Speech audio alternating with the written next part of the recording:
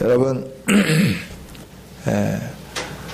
눈에 보이는 것 때문에 마음이 완전히 빼앗기고, 또 눈에 보이는 것으로 인해서 여러분들이 어떤 게 위축되고, 또 그래서 아무것도 못하고 두려워하면서 여러분들이 가야 할 길을 제대로 가지 못했던 그런 어려움을 경험한 적은 없습니까? 오늘 우리가 이 세상에 살다 보면 눈에 보이는 어떤 현실의 벽이 우리를 두렵게 하고, 우리로 하여금 좌절시키고, 우리로 하여금 낙심하게 만들 때가 얼마나 많은지 몰라요. 하나님은 오늘 저와 여러분에게 눈에 보이는 것을 보지 말고 우리에게 있는 하나님의 능력을 보는 자들이 되어라 라고 하는 이 하나님의 풍성한 은혜를 누리는 귀한 시간이 되기를 원합니다. 오늘 본문에 있는 말씀은 골리앗, 이스라엘과 블레셋과의 전쟁의 한 장면이죠. 그 장면 속에서 블레셋이라고 하는 사람이 나와서 큰 소리치기 시작할 때 이스라엘의 왕부터 모든 군사들이 다 어떻게 했느냐 그러면 그 사람을 보고 그 사람의 말을 듣고 그리고 놀라서 크게 두려워하면서 싸워볼 생각도 하지 못하고 아주 머뭇거리는 이런 상황을 보게 되는 것이죠. 왜 이런 상황에 이르게 되느냐 그러면 겉모습 때문에 질려서 내면의 중심으로 하나님의 하시기를 원하는 그 역사를 보지 못하고 겉모습에 질려서 이런 일을 행하게 되었다 하는 거죠. 이건 사울 왕 때에 있었던 일뿐만이 아니라 오늘 우리도 이 세상에서 그리스도인으로서 살아가면서 하나님이 내 아버지임에도 불구하고 우리가 세상에 부딪히는 여러 가지 일들이 너무나 커 보여서 그것 앞에 두려워하고 꼼짝하지 못하고 우리가 웅크려 있고 아무 일도 하지 못하는 이런 경우들이 있는데 1월 새해를 시작해서 1월을 마무리하는 이때 정말 우리가 가져야 할 마음은 외적 조건을 좀 보지 말고 믿음으로 승리하는 우리들이 되자라고 하는 거죠. 할렐루야.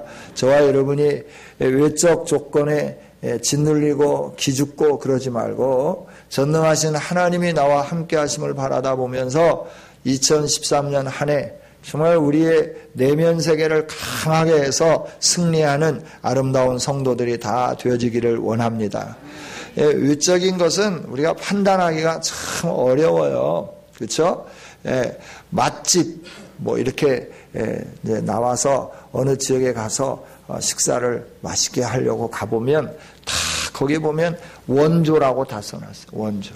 어디가 원조인지 몰라요. 그래서 원조라고 해서 들어가서 먹었는데 원조인지 아닌지 모를 만큼 맛이 없는 그런 경우가 있죠. 그죠? 그리고 또 이렇게 회사에 사람들을 뽑을 때 보면 이제 이력서를 제출하게 되는데 이력서에 자기의 그 스펙란을 요즘은 2페이지에서 3페이지를 작성하지 못하면 이력서 축에도 안 들어간대요. 서류 전형에서 다 떨어진대요. 그래서 스펙이 너무나 화려해가지고 그 사람을 회사 직원으로 뽑았는데 일도 할 줄도 모르고 사람들과 어울릴지도 모르고 그리고 이렇게 아주 엉망으로 만드는 경우도 있어요. 그러니까 외적 조건은 아무리 좋아 보여도 그것이 다가 아니다라고 하는 거예요. 어떤 사람들은 옷도 막 이렇게 화려하게 입고 좋은 차를 타고 다니기도 해요. 그러면 저 사람은 대단한 것 같다 그랬는데 이 사람들이 말하는 걸 보면 차마 입에 흉내도 낼 수 없는 그런 아주 그냥 욕을 입에 달고 사는 이런 사람들이 있어요. 아주 그러면서 정말 지식이 어디로 출장 간 그런 삶을 사는 그런 사람들이 있어요. 그래서 우리가 외적으로 봐서 저 사람은 뭔가 있을 것 같아. 그런데 아무것도 없는 빈 깡통일 경우가 참 많다는 거죠. 그런데도 불구하고 우리는 외적인 부분을 중요하게 여기고 외적인 부분을 화려하게 꾸미려고 하는 거예요. 제가 참 하나님 앞에 속상해서 이렇게 막 하소연할 때가 있어요. 그게 뭐냐면 교회가 쬐깐하다고 왔다가 그냥 가버릴 때는 하나님 승질나요. 그래. 하나님 좀 이게 뭐예요? 빌딩을 다 줘버리든지 아니면 뭐 이게 땅을 한 1000평 주든지 한 5000평을 주든지 이래가지고 좀 화려하게 하지. 이게 뭐 쪽팔리게 누구는 어떤 교회는 커가지고 왔다가 그냥 가버리고 누구는 그냥 그 성도가 잘 정착할까 했는데 가버려가지고 어느 큰 교회로 갔다 오고 그러면 막 이 가슴이 막 심장이 미어지고 막 간이 그냥 막 다 피가 거꾸로 돌아가는 거 같고 막. 그때 제일 막 화가 나요. 제일 화가 나요. 그래서 하나님한테 하소연하는 거예요. 뭐요? 제가 뭐 잘못한 거 있어요? 뭐 잘못한 거 있으면 잘못했다고 말씀을 하시든지, 아니면 뭐 주시든지 둘 중에 하나야. 이게 뭐냐고 막 이렇게 하면 하나님 그러시죠.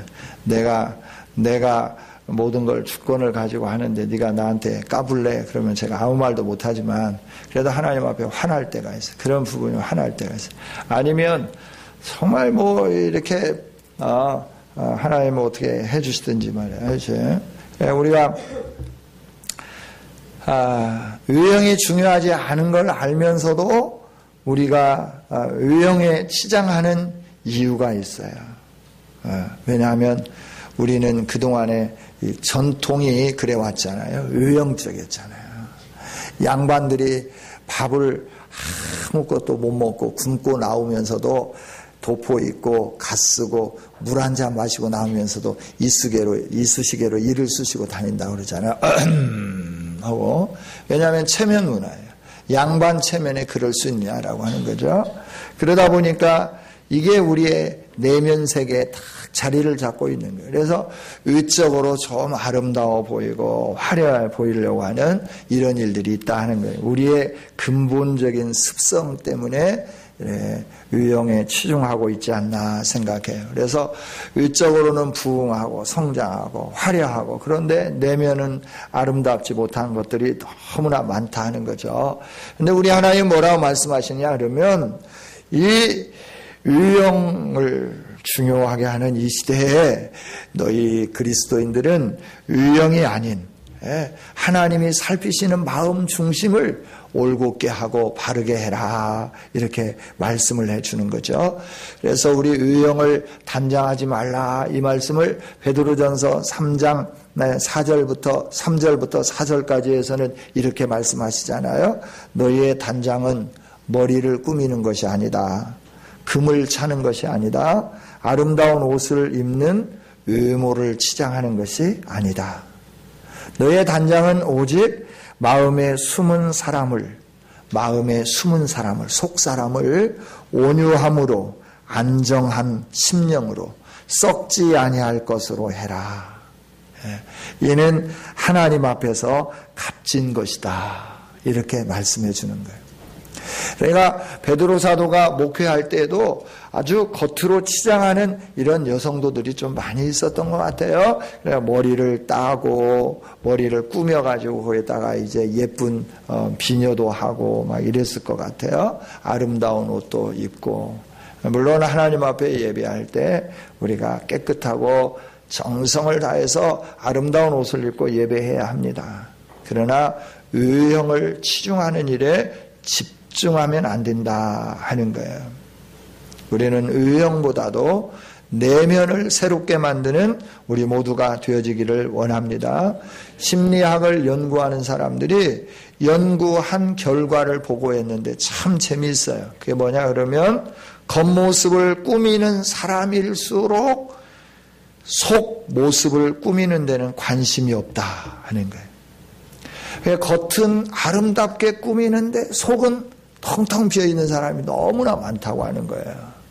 우리는 겉모습도 아름답게 꾸몄으면 이 내면의 세계도 아름답게 꾸미는 우리 모두가 되기를 원합니다. 우리가 이처럼 겉모습을 아름답게 치장하고 중요하게 여기는 이유가 있는데 서론에서도 잠깐 말씀을 드렸듯이 세상은 겉모습을 보고 판단하는 거예요. 의형을 보고 판단하는 거예요. 구약 성경 시대에도 마찬가지예요. 명예가 중요하고, 그렇죠? 그래서 명예를 중요한 가치로 여긴 거예요.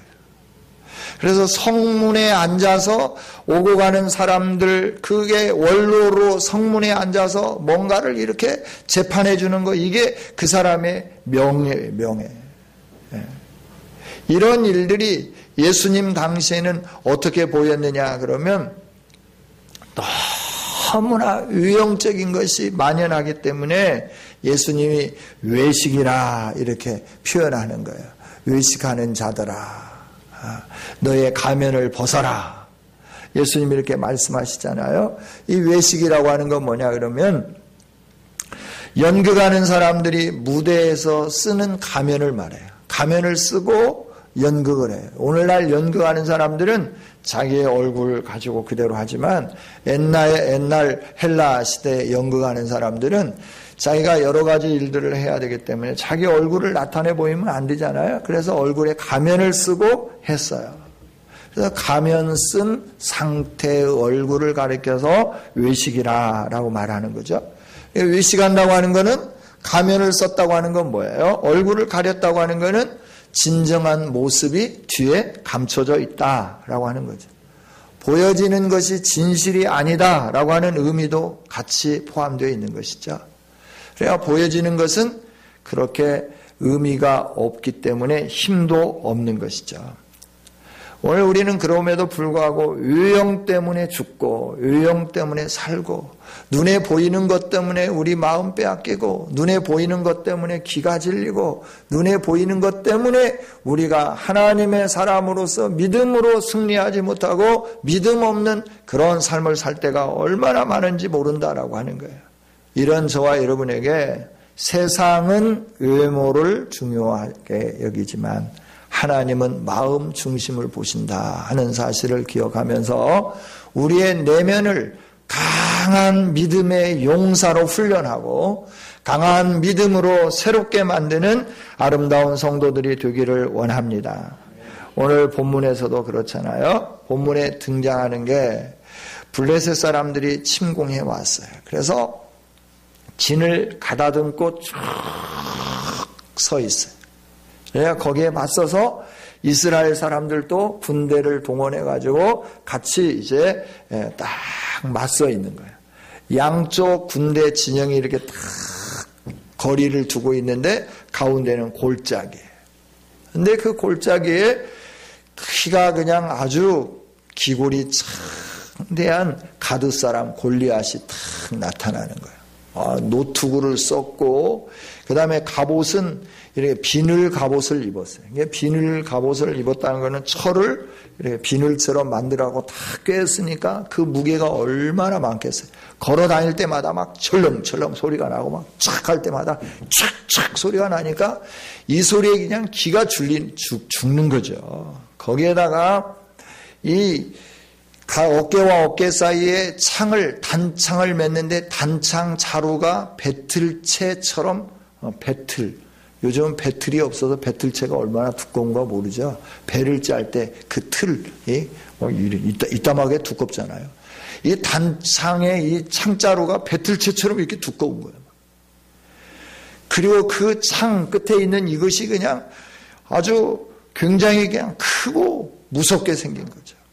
그리고 종아리에다가 또 이렇게 종아리를 보존하기 위해서 갑옷으로 이렇게 딱 채우고 이걸 가지고 막 나와서 막 창을 흔들면서 소리를 지르면서 너희들은 이스라엘 사울의 그 신하들이 아니냐? 너희들이 왜 이렇게 잠잠하냐?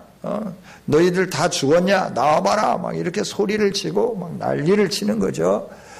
그런데 이 이스라엘 군대 사람들은 가만히 보니까 이 용사가 나왔는데 너무나 크고 노투구에다가 갑옷을 입었는데 그냥 천천히 걸어 다니는 것도 아니고 막 날쌘돌이 태권부이처럼 그냥 이리 뛰고 저리 뛰고 막 촥촥 소리를 내고 막 이러니까 기가 질린 거예요. 기가 질려서 두려워해서 왕도 감히 나서지 못하고 그 사울 밑에 있는 용맹스러운 군대 용사들이라고 하는 장군들 하나도 나서지 못하는 거예요. 내가 한번 해보겠다고 나서는 사람이 아무도 없다라고 하는 거예요.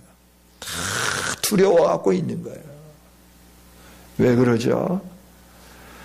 밖으로 보이는 골리앗의 모습이 너무나 크기 때문에 그래요. 너무나 무섭기 때문에 그래요. 그래서 하나님의 백성들이지만 그들이 꼼짝하지 못하고 다 무서워하면서 두려워하면서 벌벌 떨면서 이 위기를 어떻게 모면할까 이러고 있는 거죠. 여러분, 우리는 이 유형적인 조건이 우리의 판단의 기준이 되면 안 되는 거예요. 이 유형적으로 보이는 것 때문에 우리가 기죽고 우리가 이렇게 마음 상하고 그러면 안 되는 거예요. 늘 나와 함께 하시는 하나님, 우리와 함께 하시는 하나님으로 인하여 여러분들이 기뻐하고 기살리고 여러분들이 소망을 가지고 힘있게 전진해가는 아름다움이 있기를 원합니다. 여러분, 뭐가 잘 안 됩니까? 그것 때문에 기죽지 마세요. 거기에 하나님이 함께 하시는 거예요. 거기에 우리를 창조하신 하나님이 거기 계시는 거예요. 아버지 되신 하나님이 거기에 같이 계시는 거야. 그런데 왜 두려워하고 왜 무서워하고 왜 벌벌 떨고 그 현실 앞에서 몸을 움츠리고 그리고 계시느냐라고 하는 거예요. 일어서라라고 하는 거예요. 일어서라, 일어나라, 일어나라. 내가 새 힘을 주리니 일어나라. 일어나 걸으라. 내가 너와 함께 하겠다 말씀하잖아요. 그렇죠? 모든 것이 다 무너져도 솟아날 구멍이 있어요. 하나님이 함께 하시면 안 될 일도 다 되게끔 되어 있는 줄 믿습니다. 그렇죠? 올 한 해 우리 하나님이 우리와 함께 해주실 줄 믿습니다. 우리에게 복 주실 줄 믿습니다.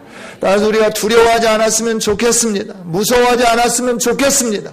어떤 세력이 여러분을 엄습해 온다 하더라도, 어떤 질병이 여러분을 엄습해 온다고 해도 두려워하지 않았으면 좋겠다 하는 거예요. 의사가 몸무게가 많이 나간다고 몸무게를 빼래요. 73kg 나가는데 63kg까지 빼라고 하는 거예요. 그래서 몸무게를 빼려고 채식만 했더니 진짜 몸무게가 빠지더라고요.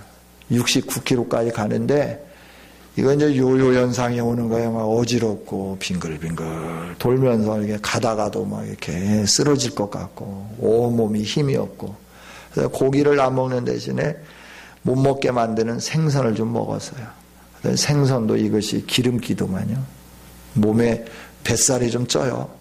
그걸 먹으니까.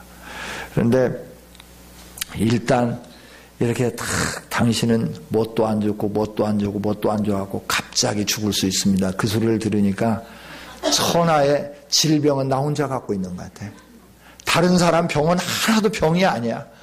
그리고 집에 왔는데 집에 식구들이 어째? 그래, 괜찮대. 이제 이걸 뭐 괜찮다고 그래야지, 뭐 갑자기 급사한다고 그러면 다들 걱정할 거잖아요. 그래서 괜찮다고 그러니까 그냥 괜찮은 줄 알고 막 이러는 거예요. 속이 막 상하기 시작하는 거야.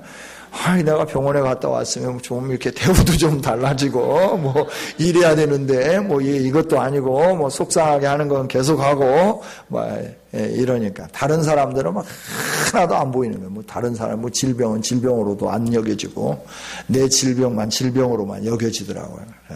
그러면서 막 작아지기 시작하는 거예요. 갑자기 작아지기 시작하는, 아무것도 아닌 것처럼 막 작아지면서, 이러다가 내가 자다가 죽으면 어쩌지? 뭐 이런 생각도 들고 별별 생각이 다 드는 거예요.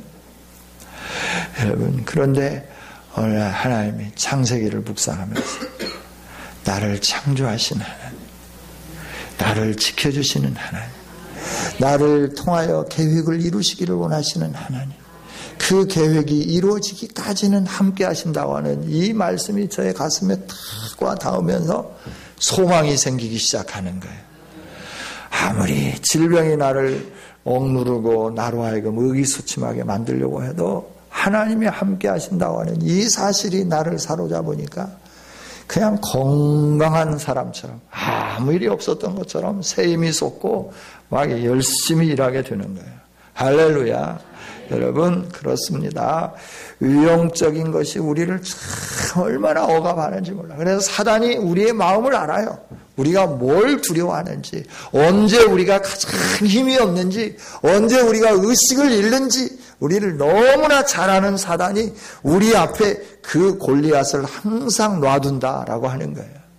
여러분 그 골리앗 때문에 마음 아파하지 말고 두려워하지 말고 좌절하지 말고 일어서기를 원합니다.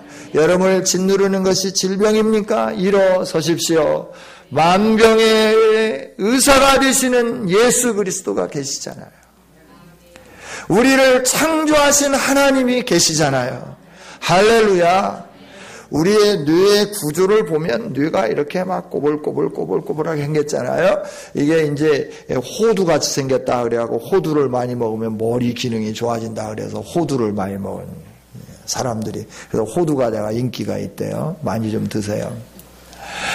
그리고 많이 우리 몸을 생각해 보세요. 하나님이 그냥 만드신 게 아니고 신경이라고 하는 걸 만들어 주신 신경. 그 눈에 보이지는 않지만 신경이라고 하는 게 있어요. 뉴런이.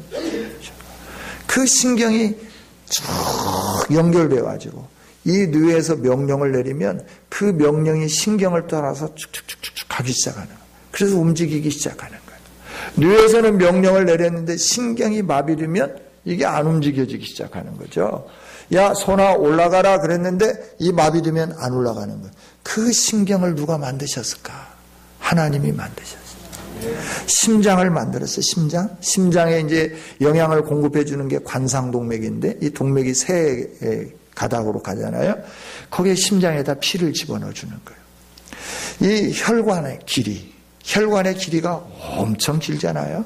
동맥과 정맥과 그리고 소동맥, 소정맥, 그래서 실핏줄까지 이게 다 이어지게 만드는데 이걸 누가 만드셨을까요?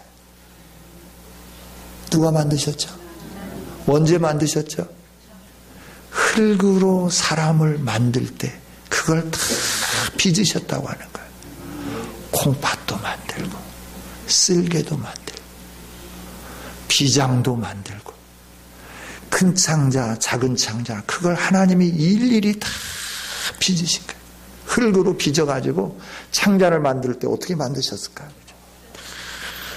해주고 그걸 다 만들어 놓고 난 다음에 눈, 귀, 달팽이관 안에 들어있는 돌멩이들, 이석이라고 하잖아요. 이 돌멩이들. 평형 감각을 잡아줄 수 있도록 만드는 이런 것들. 하나님이 만드신 이걸 보면 너무나 신묘막측한 거예요. 이렇게 신묘막측하게 나를 지으신 하나님이 내 아버지라고 하는 이 사실을 생각하니까 너무나도 행복한 거예요. 너무나도 기분이 좋은 거예요. 할렐루야. 여러분들 왜 낙심하시고 왜 좌절하시고 왜 두려워하시고 왜 놀라 걱정하십니까? 사단은 우리 앞에 항상 이처럼 골리앗을 갖다 놓는 거예요. 이 골리앗을 딱 갖다 놓고 이 골리앗을 보고 두려워서 하나님을 믿는 믿음은 어디로 날아가게 만들고 그냥 현실에 집중해 갖고 막 현실 때문에 막 얼굴 색깔이 바뀌어지게 만들고 오들오들 떨게 만들고 막 화가 나서 막 어쩔 줄 모르고 안절부절하게 만들고 막 난리치게 만드는 거예요. 여러분, 현실보다 더 크신 하나님, 세상에 어떤 능력 있는 그 힘 있는 것보다 더 능력 있으신 하나님이 우리 하나님, 나를 사랑하시는 하나님, 나의 왕이 되신 하나님, 나의 주인 되시는 하나님, 할렐루야! 두려워하지 마십시오. 놀라지 마십시오. 걱정하지 마십시오. 새 힘을 갖기를 원합니다. 의형적인 조건 그렇게 중요한 거 아니에요. 그런데 이 의형적인 조건 때문에 사람들이 너무나 힘들어하는 거예요.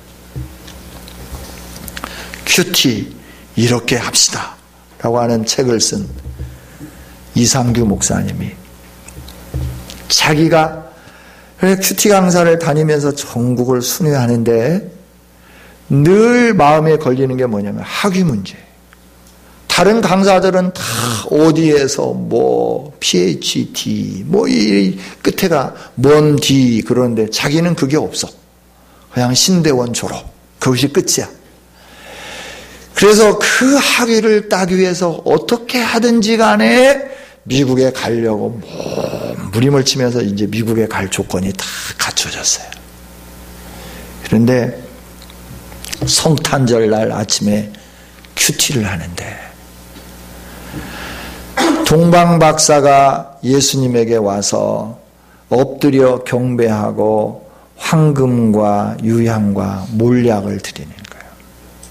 그 큐티 부분이 탁 마음에 와서 탁 찡하게 와 닿으면서 자기 마음속에 동방 박사는 아기 예수님이 왕으로 오셨음을 알고 아무런 도움을 받을 수도 없고 아무런 유익이 없는 그 상황 속에서 가장 좋은 것을 드렸는데 너는 나에게 뭘 주기를 원하느냐. 이게 가슴에 와서 탁 메아리 치더라는 거예요. 그래서 하나님, 제가 이번 성탄절에는 그동안에 드리지 않았던 좀 더 많은 액수의 헌금을 하겠습니다. 그러니까 그 내면색에서 또 찡하게 오면서 그것 말고 네가 정말 소중하게 여기는, 가장 소중하게 여기는 그것이 무엇이냐.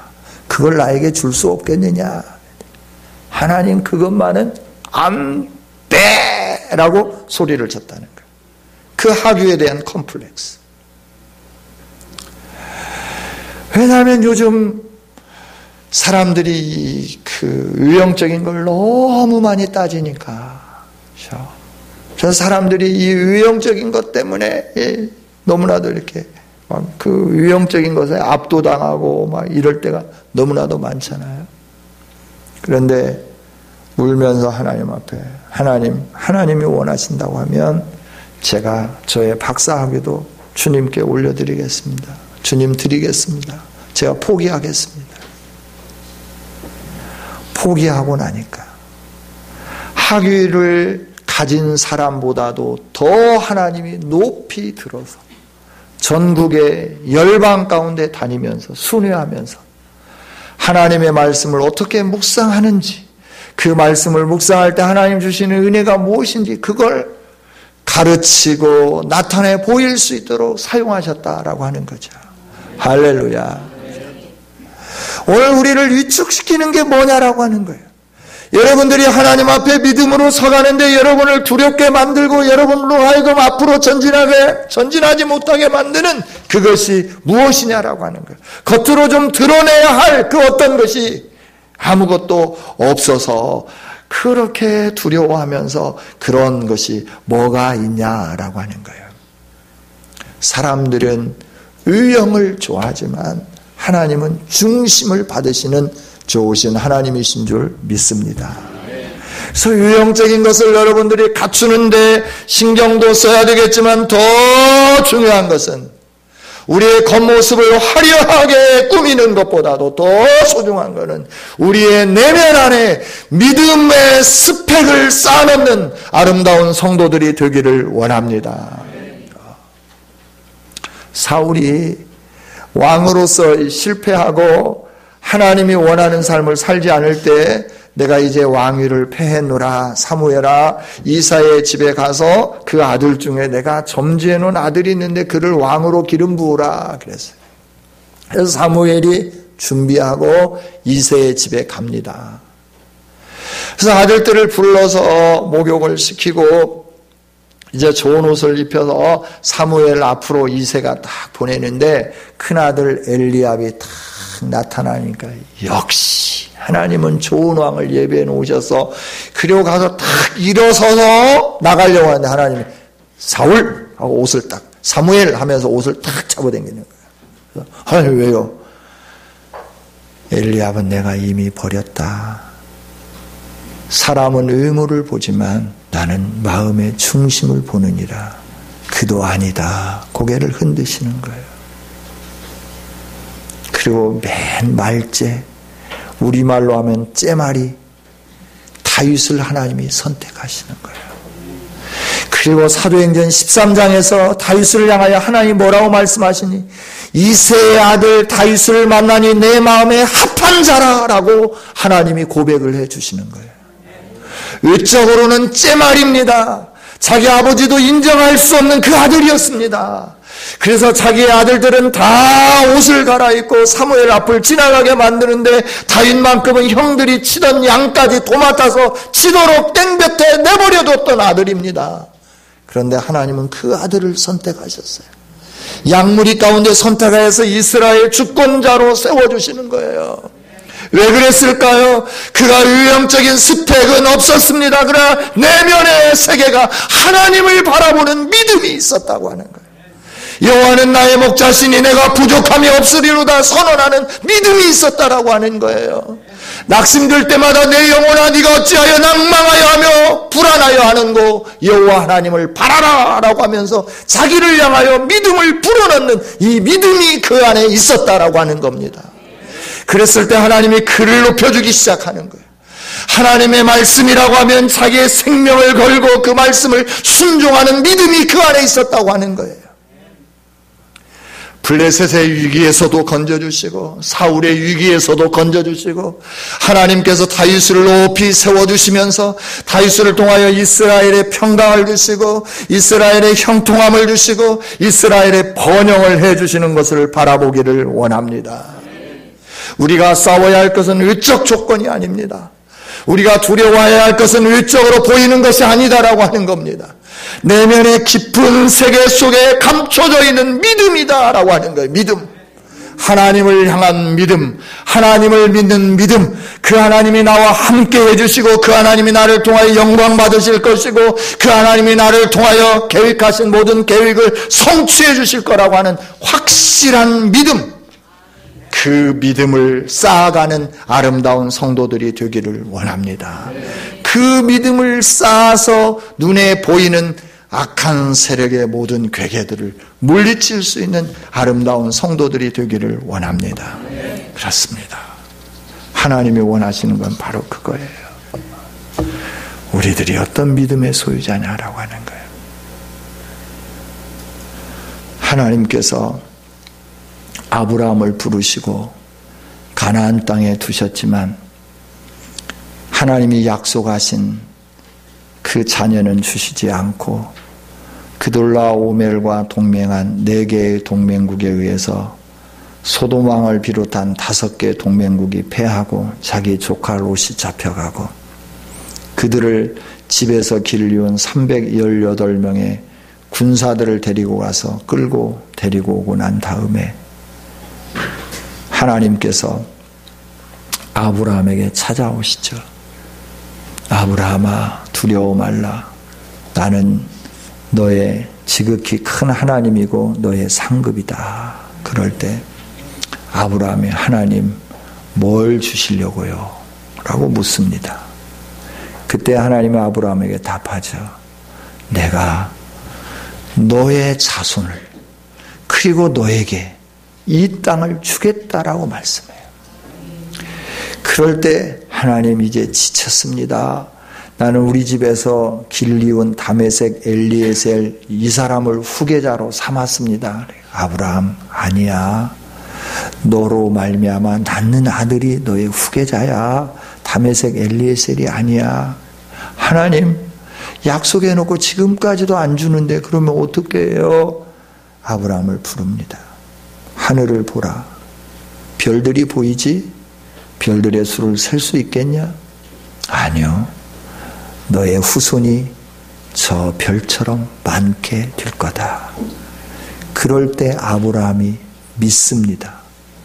그러니 하나님이 그 아브라함을 바라보고 그 믿음을 의로 여기셨다. 이렇게 말씀해요.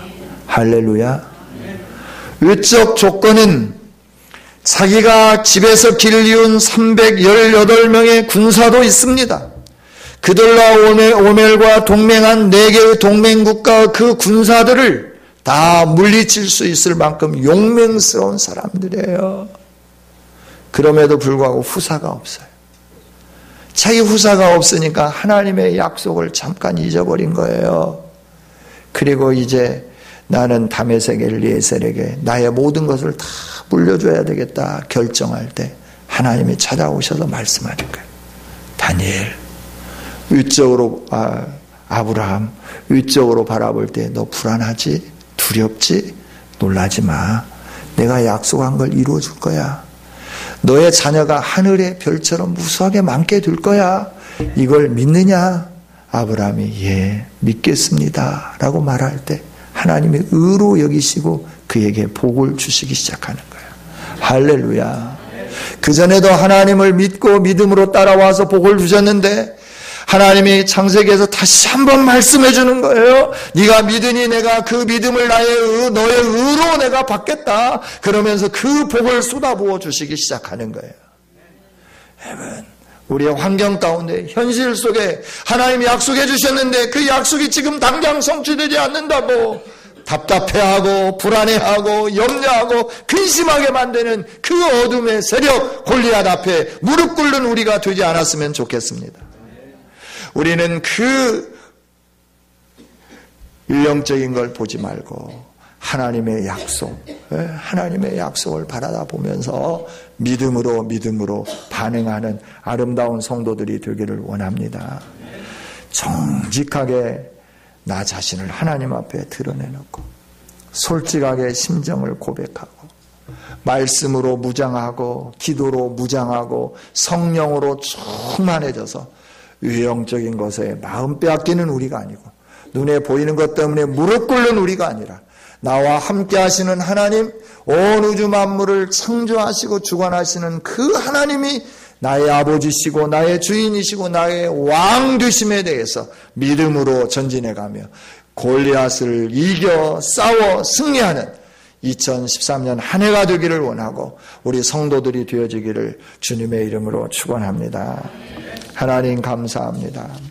우리 앞에 놓여있는 한 해의 여러 가지 일들이 있습니다. 이 모든 것들 우리가 이길 수 있도록 하나님 복을 내려 주시옵소서. 오늘 말씀처럼 우리들이 눈에 보이는 것 때문에 두려워하지 않게 해주시고 아버지 하나님이 나와 함께 해주시고 하나님이 나를 통하여 영광 받기를 원하신다고 하는 이 사실로 인하여 감사하고 기뻐하고 즐거워하고 춤추는 우리 모두가 되게 하여 주시옵소서. 하나님, 이 말씀이 우리 가슴에 새겨지게 하시고 이 말씀으로 인하여 승리하는 우리가 되게 하여 주옵소서. 예수님 이름으로 기도하옵나이다. 아멘.